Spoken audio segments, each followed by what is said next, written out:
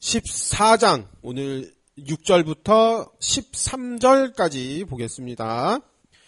6절부터 13절까지 한 절씩 나눠서 제가 6절 또 보니 다른 천사가 공중에 날아가는데 땅에 거주하는 자들 곧 모든 민족과 종족과 방언과 백성에게 전할 영원한 복음을 가졌더라.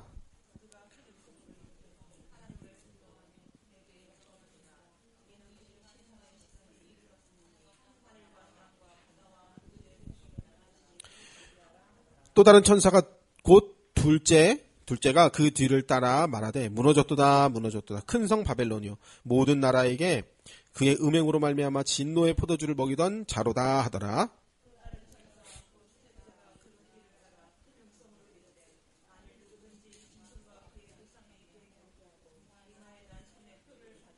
그도 하나님의 진노의 포도주를 마시리니 그 진노의 잔에 섞인 것이 없이 부은 포도주라. 거룩한 천사들 앞과 어린 양 앞에서 불과 유황으로 고난을 받으리니.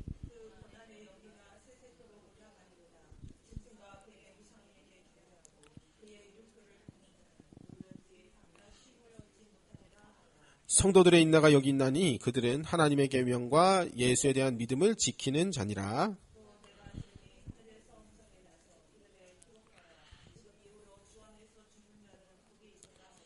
성령이 이르시되 그러다 그들의 수고를 그치고 쉬리니 이는 그들의 행한 일이 따름이라 하시더라. 아멘. 아멘.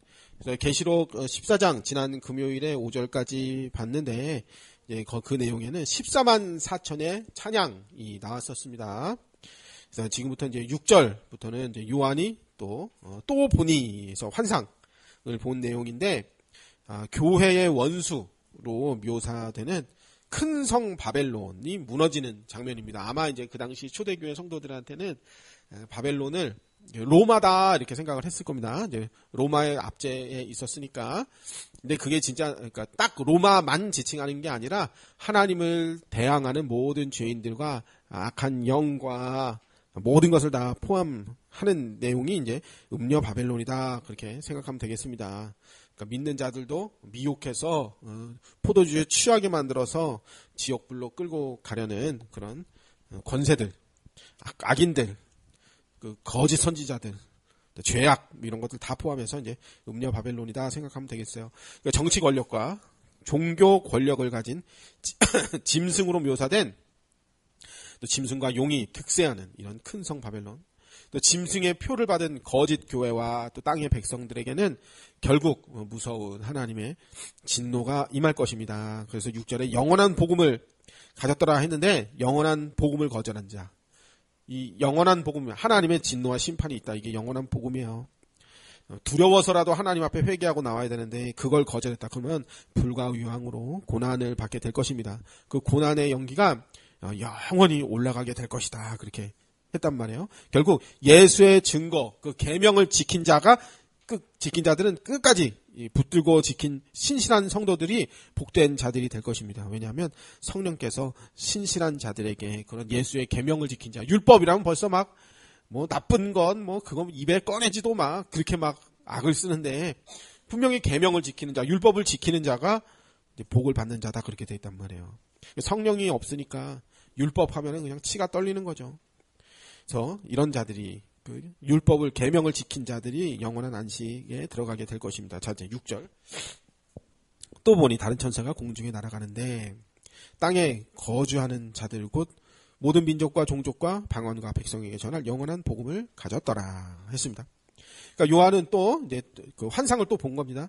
다른 천사가 공중에 날아가는 장면을 보았습니다. 계시록 8장 13절에서 독수리가 공중에 날아가는데 그때 그 공중이 어디냐 하면 독수리가 땅을 향하여 화가 있을 것이다. 그 공중을 나는 독수리가 이 땅에 화가 있을 것이다. 그렇게 했었단 말이에요.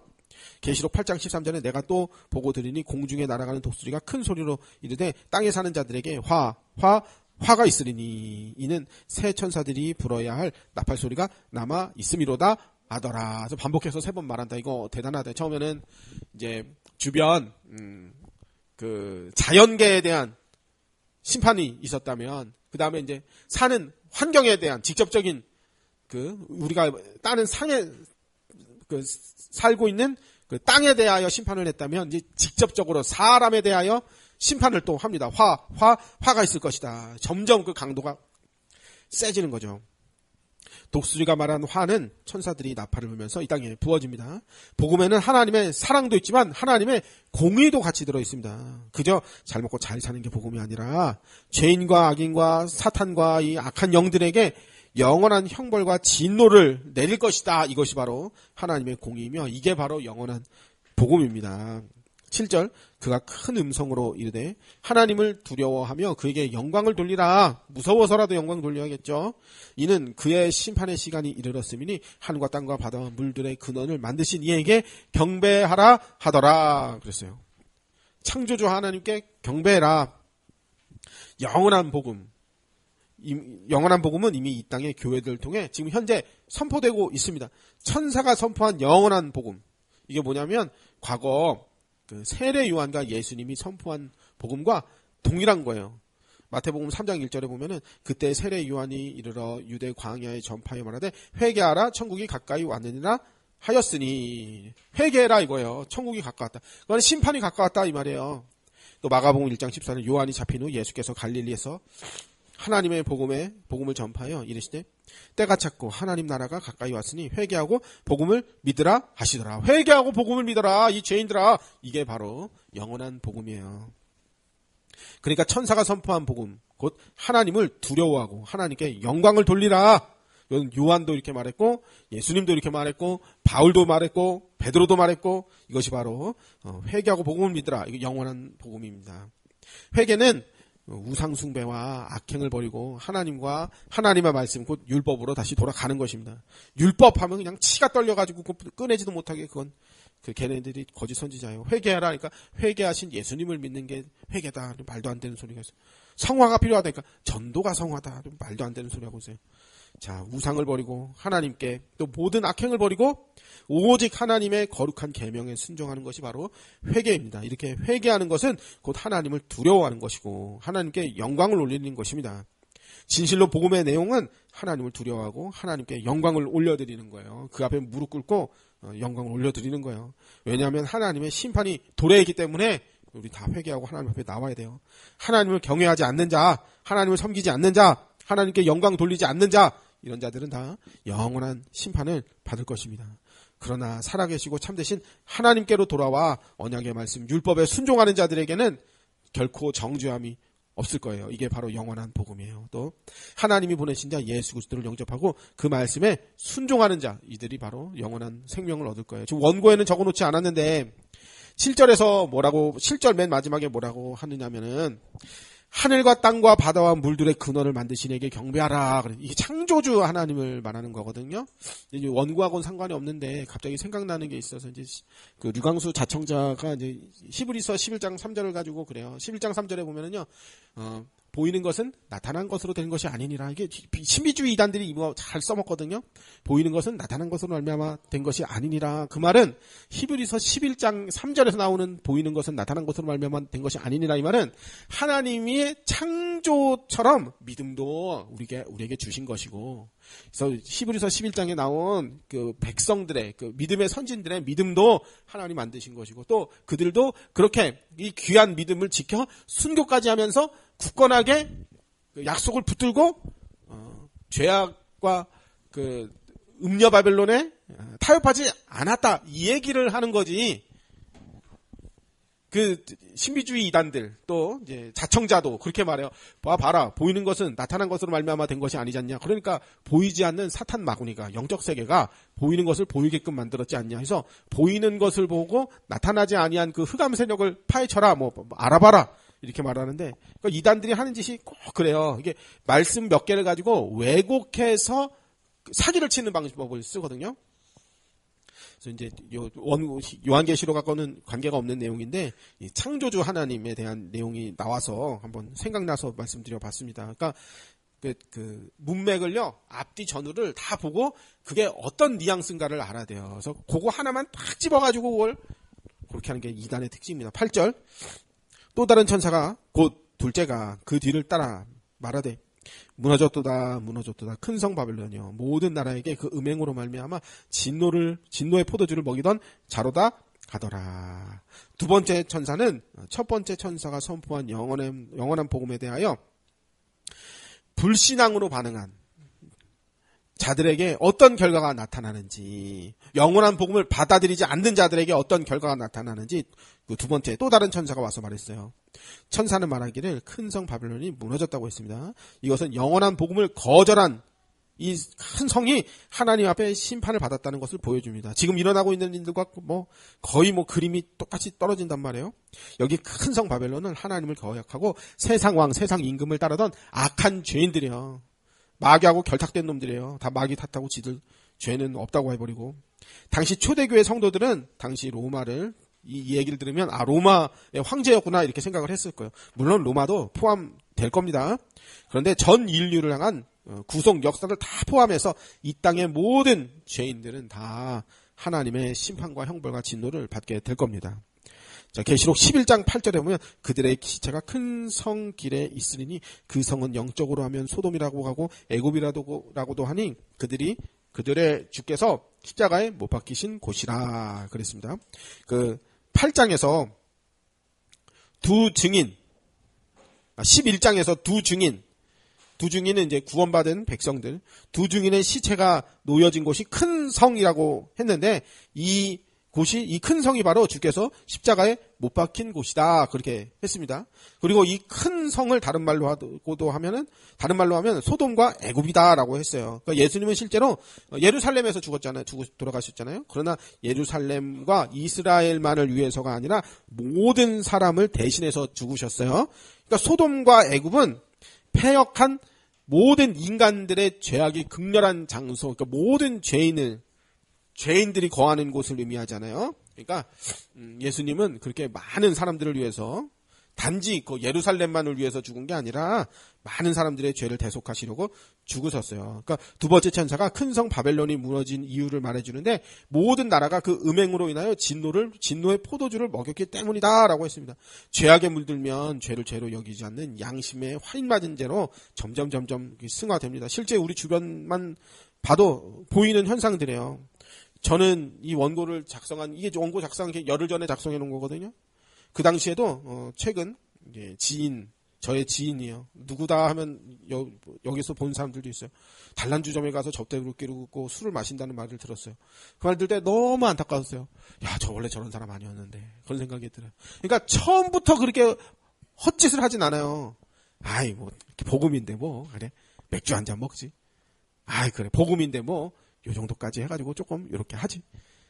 괜찮은데 다 끝났는데 그냥 요거 요렇게 하지. 그러다가 점점 그렇게 돼요.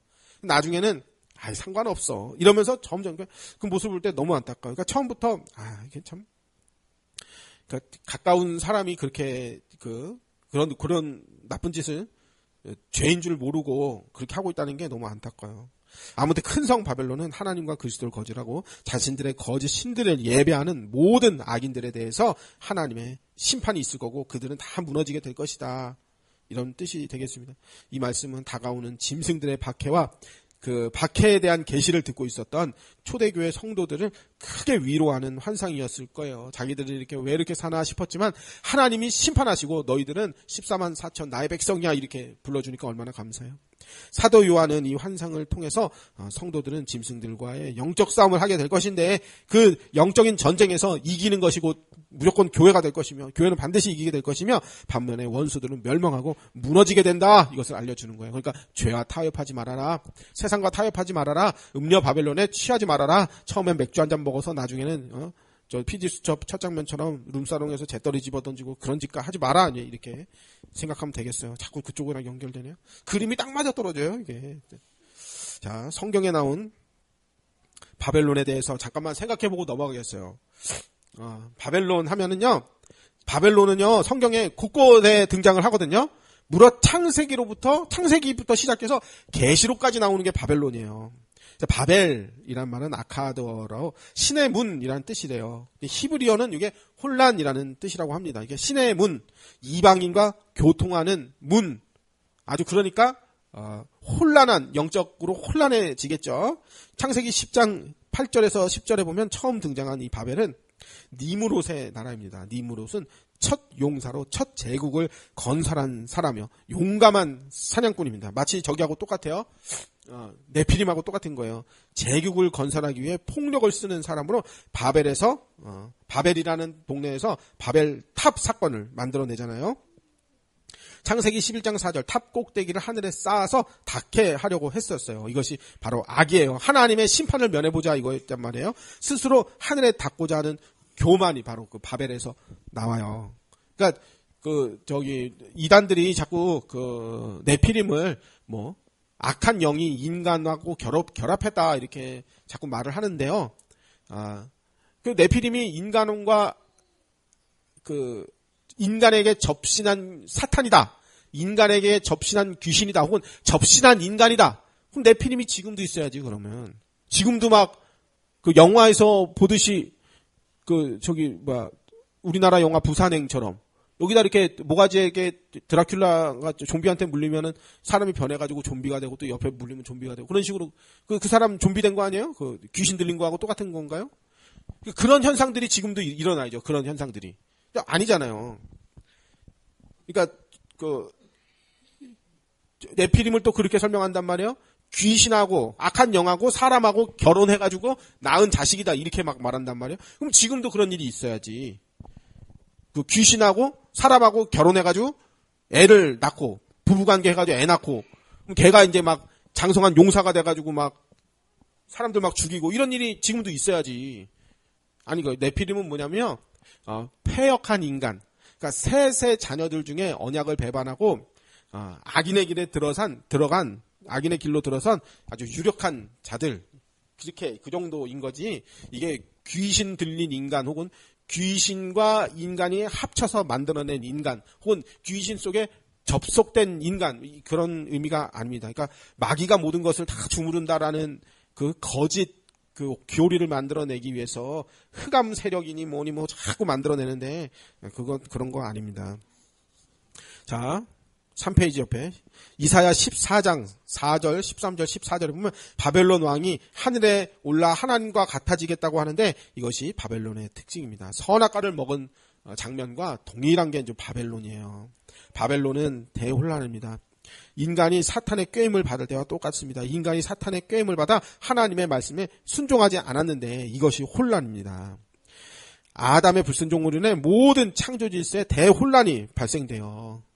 노아의 홍수가 바로 대혼란입니다. 호흡이 있는 모든 생물들이 물에다 삼키운 바 되었는데 이 혼란 원래 바다는 땅보다 낮은 거예요. 근데 인간의 범죄로 인해서 창조 질서가 완전히 뒤집어져 버렸어요. 하나님의 심판으로 말미암아. 그 시작이 인간의 범죄잖아요. 대혼란.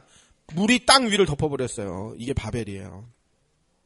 이스라엘이 범죄하여 율법을 어기고 우상을 섬길 때 가나안 땅이 진멸당하고 백성들은 포로로 끌려가잖아요. 이게 바벨론이에요. 바벨론은 하나님의 최종적 심판의 대상이자 불타 없어질 세상 장망성입니다.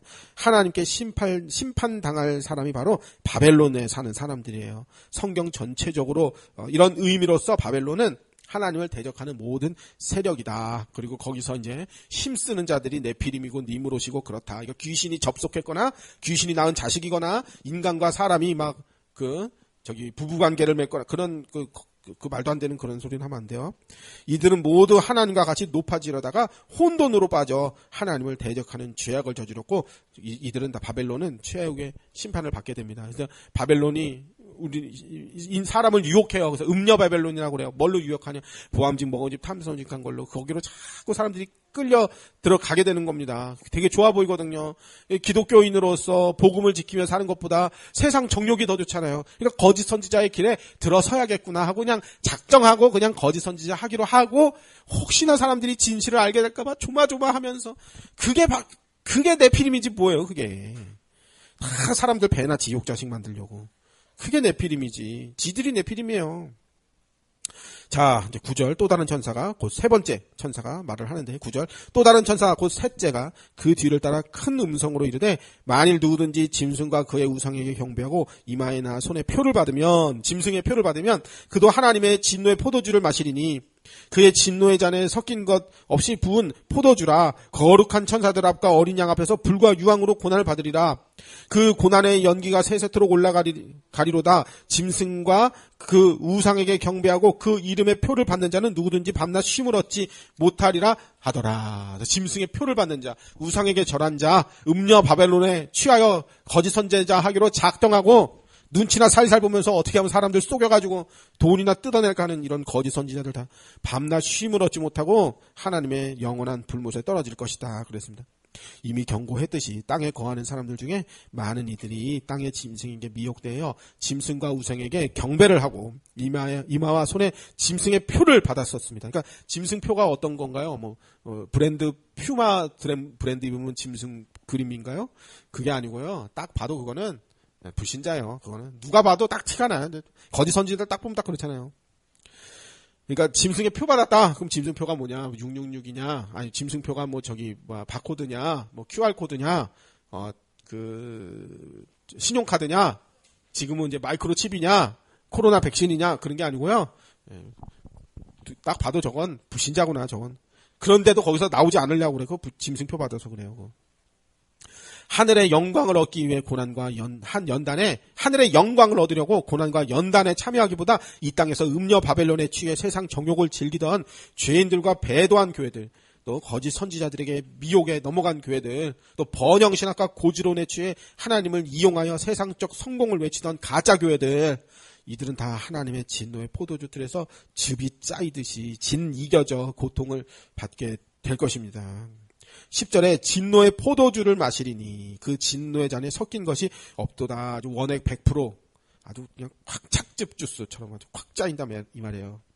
다시 말해서 하나님의 진노는 전혀 물에 타지 않는 진액 포도주같이 짐승과 우상에게 경배한 자들 위해 엄청난 고통을 갖다 준다는 거예요. 이렇게까지 알려줬으면 잘못했습니다. 회개하고 빨리 나와야죠. 그 음녀 바벨론에서 탈출을 해야죠. 소돔 고모라 성에서 빨리 뛰쳐나와야죠. 그러니까 남아있는 사람들이 너무 불쌍해요.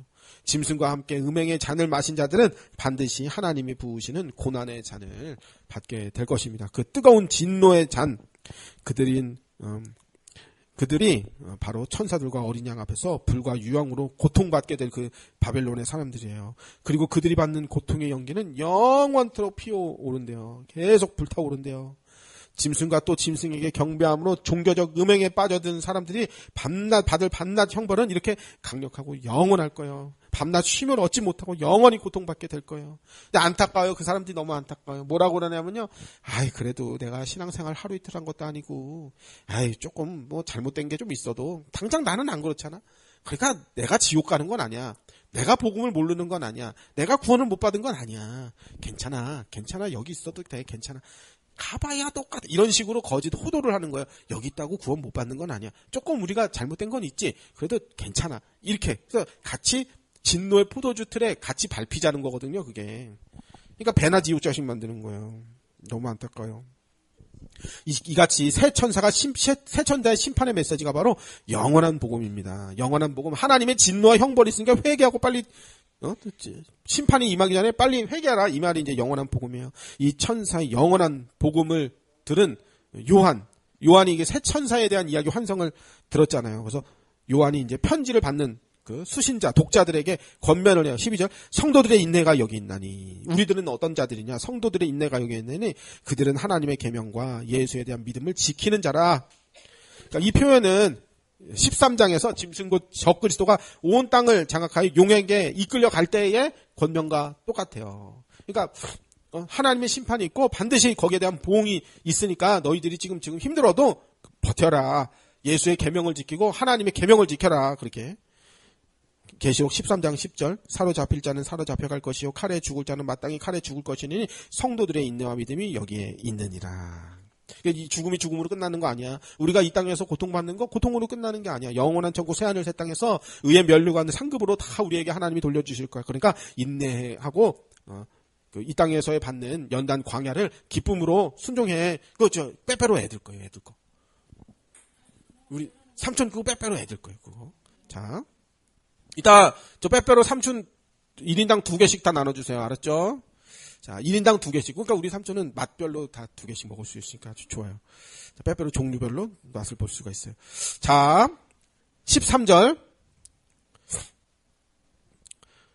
13절 위에 그러므로 성도는 어떠한 상황에서도 인내와 믿음을 가지고 주 예수님을 향한 충성을 지켜야 합니다. 하나님의 계명에 맞게 순종하기 위해서 우리는 늘 성경을 가까이 하고 성령을 힘입어 죄악을 버려야 합니다. 13절 또 내가 들으니 하늘에서 음성이 나서 이르되 기록하라 지금 이후로 주 안에서 죽는 자들이 복이 있도다 하시매 성령이 이르시되 그러하다. 성령이 그러하다. 성령이 말씀을 했어요. 그들이 수고를 그치고 쉬리니 이는 그들의 행한 일이 따름이라 하셨더라. 그래서 지금 이후로 주 안에서 죽는 자들이 복이 있도다. 그건 이제 지금 이유는 요한계시록이 기록된 그 시점인데, 그러면 구약의 성도들은 어떻게 됐냐 이렇게 질문할 수가 있잖아요. 그래서 지금 이유가 언제부턴가를 가리키는 견해가 있는데, 이제 이런 견해가 있어요. 요한이 이 글을 썼던 시간부터라는 견해가 있으면, 그러면 요한 이전에 살았던 구약 성도들은 복을 못 받는다? 이렇게 되는데, 그게 아니라 예수의 죽음과 부활로부터라는 또 견해도 있고, 그런데 우리는 성도들 각자가 순교하거나 죽는 순간부터, 그러니까 모든 사람들이 주 안에서 죽은 이후부터 다 복이 있도다. 이렇게 우리는 그렇게 생각합니다. 그래서 믿음을 지키다가 죽은 그 사람 그 순간부터 우리는 다 모든 신구약의 모든 성도는 다 복이 있다. 이렇게 해석을 합니다. 언제 어디서나 어떤 상황에서라도 주 안에서 죽는 성도들은 천국에서 영원한 복과 안식을 누릴 수 있다. 요게 바른 해석이에요. 계시록에 제단에 대해서 한 7, 8번 나오는데 순교한 자들 또 주 안에서 죽은 자들이 다 제단에 있대요. 다 그 안에서 이제 영원한 날 같이 부활 승리하게 되는 거예요. 주 안에서 죽은 자들은 영원한 안식에 들어갈 뿐만 아니라 주님의 재림과 함께 그들이 행한 대로 영원한 상급을 받게 된다는 것을 성경이 여러 번 약속을 했습니다. 우리가 그리스도와 복음을 위해 이 땅에서 헌신과 인내와 수고 결코 이것은 헛되지 않을 것입니다. 고린도전서 15장 57절에 보면은 우리 주 예수 그리스도로 말미암아 우리에게 승리를 주시는 하나님께 감사하노니 그러므로 내 사랑하는 형제들아 견실하며 흔들리지 말고 항상 주의 일에 더욱 힘쓰는 자가 되라. 이는 너희 수고가 주 안에서 헛되지 않은 줄 알미라 했기 때문에 우리의 수고가 헛되지 않다. 하늘에서 받을 상급이 큼이라. 그래, 시온 기뻐하라. 그래. 앞서 계시록 2장과 3장에 7교회에 약속한 상급이 있어요. 너희는 이렇게 상급을 줄 거야. 우리에게 상급이 약속돼 있어요. 상급이 왜 약속돼 있냐면 더 거룩에 매진해라 이 말이에요. 받을 상이 있으니까 인내하고 더 수고해라 이 말이죠. 계시록 2장 7절 이기는 그에게는 내가 하나님의 낙원에 있는 영원한 생명나무 열매를 주어 먹게 하리라. 이기는 그에게 거룩을 지켜라. 이거 예수님 안에서. 계시록 2장 17절 이기는 그에게는 내가 감추었던 만나를 주고 흰돌을 줄 터인데 예수님을 줄 것이다. 그 안에 생명을 줄 것이다. 그 돌 위에 새 이름을 기록한 것이 있나니 우리가 그 언약 백성이 된다. 믿는 자 밖에는 그 이름을 알 사람이 없다. 우리는 아는 자들에서 얼마나 이 복되고 놀라운 그 은총과 대접을 받게 되냐. 이 계시록 2장 26절 이기는 자와 끝까지 내 일을 지키는 그에게는 만국을 다스리는 권세를 주리라. 이거 대단해요. 지금 미국 한 나라 다스리는 트럼프와도 중국 한 나라 다스리는 시진핑와도 이렇게 난리인데 만국을 다스린다니 얼마나 좋아야죠. 그가 철장을 가지고 그들을 다스려 질것을 깨뜨리는 것 같이 하리라. 예수님과 같은 권세를 가진다. 나도 내 아버지께 받은 것이 그러하다. 내가 또 내게 그 새벽별을 주리라. 예수님과 동등된 그 놀라운 은혜, 하나님과 동등되이 여김받는 놀라운 은혜 준다. 계시록 3장 5절 이기는 자는 네와 같이 흰 옷을 입을 것이요 내가 그 이름을 생명책에서 결코 지우지 아니하고 그 이름을 내 아버지 앞과 그의 천사들 앞에서 시인하리라.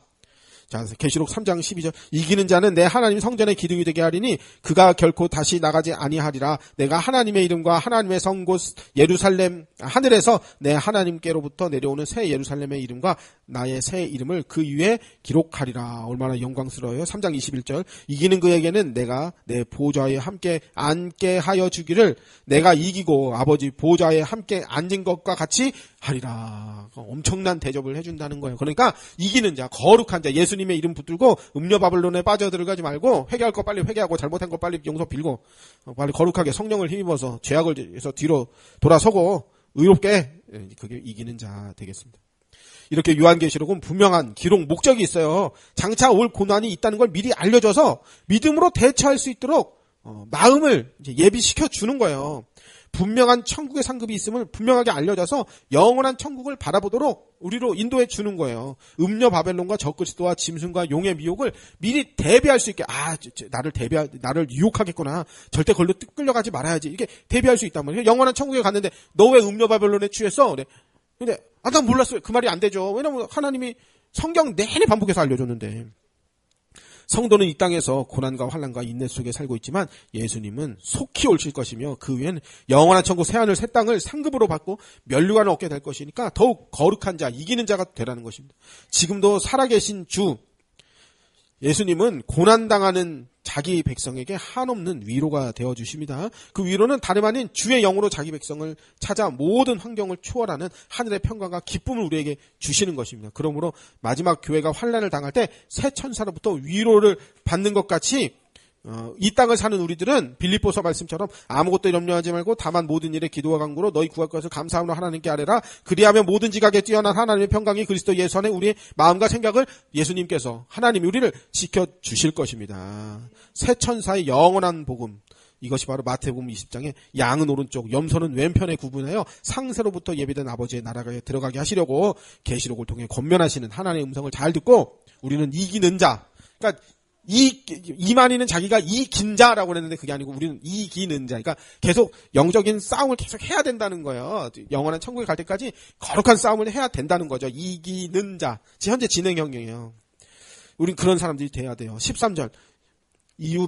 지금 이후로 주 안에 죽는 자들은 다 복이 있다라는 말씀처럼 주 예수님을 만나 뵐 것을 우리가 확신하면서 성령의 충만함으로 데살로니가 4장 3절 말씀처럼 하나님의 뜻은 이것이니 너희의 거룩함이라 하는 말씀을 몸소 우리가 살아내서 심판의 날에 성령을 힘입어 더욱 잘했다 칭찬받는 우리 모두가 되어야 하겠습니다.